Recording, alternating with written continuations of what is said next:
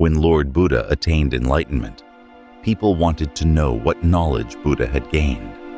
They wanted to know what new knowledge he had attained, because the world was already filled with a vast repository of knowledge.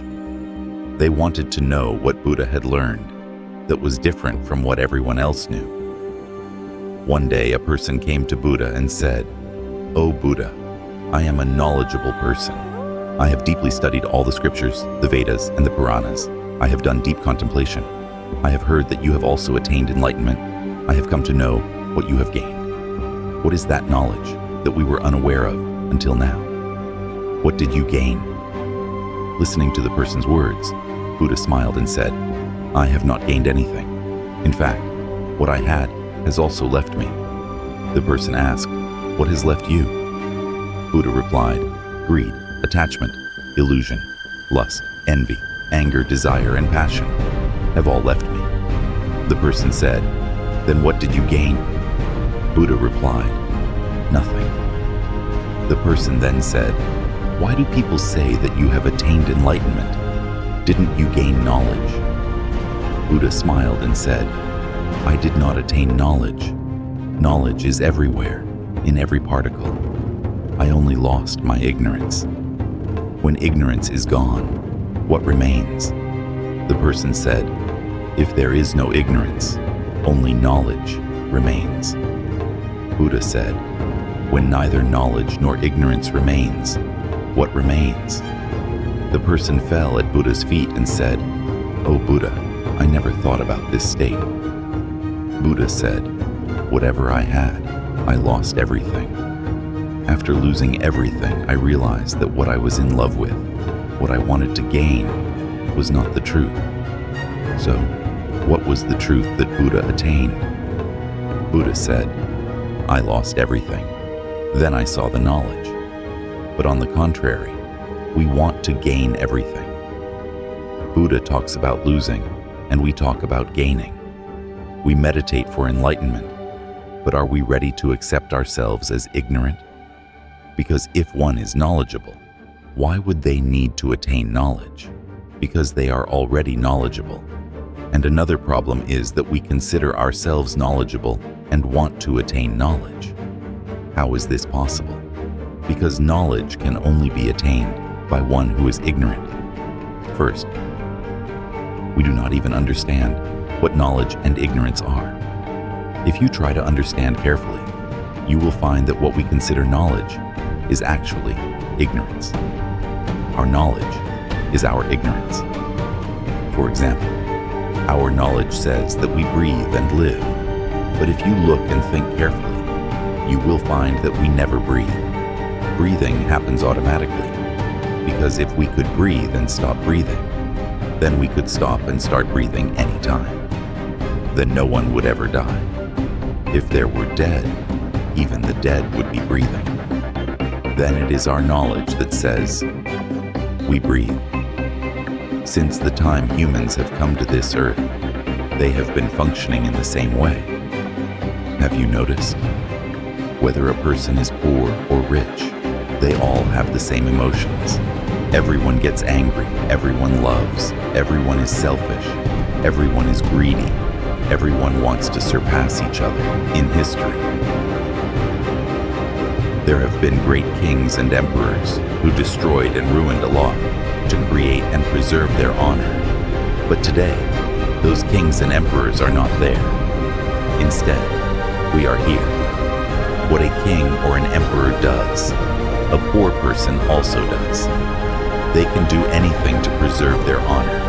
They can go to any extent, fall to any depth, kill anyone, destroy anyone, and even take their own life.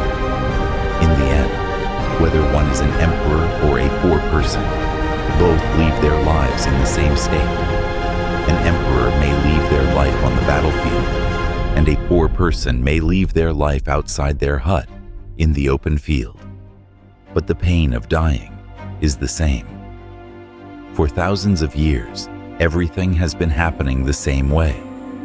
There has been no change in it. Only faces are changing. Yet we are so knowledgeable that we learn nothing from them. We repeat the same mistakes that have already happened, and we know the results too. But still, we keep making those mistakes again and again.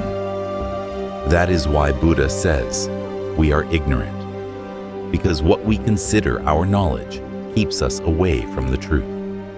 The truth Buddha talks about, the truth he attained, or the truth that exists, is universal.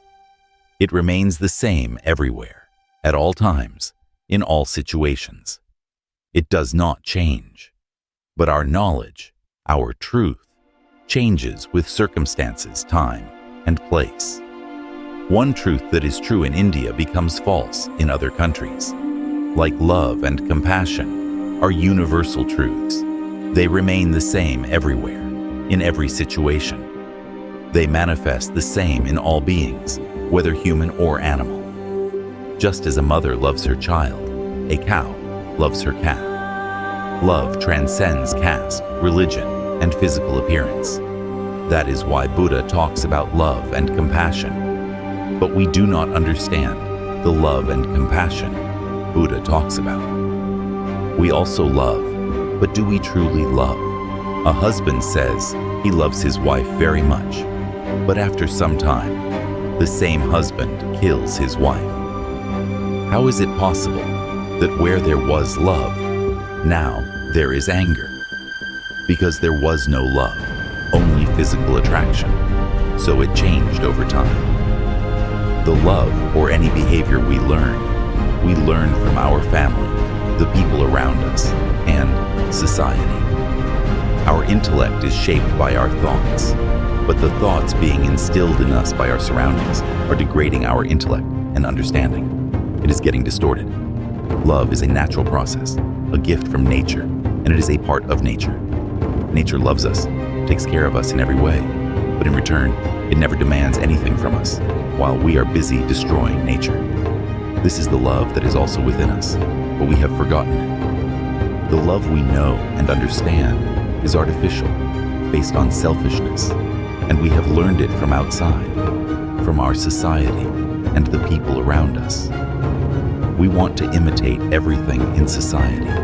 We want to be like them, and we want to love like them. We want to imitate society in everything. We want to look good. We want people to see us and say, "Look how much love they have." The truth is not far away. It is very close to us, within us. We have blindfolded ourselves with the blindfold of pretension, the blindfold of imitating society. That is why we do not want to see the truth within us. Or we can say we are so busy that we do not have time to think that we can do something different from what we do every day. Forget what society has taught us for some time. Try to understand and know yourself. You are the closest to yourself. There is no one closer to you than you. You know yourself better than anyone else. See what you know, whether you really know anything about yourself or are just living like that. Being born and leaving this world crying and shouting is not the purpose of life at all.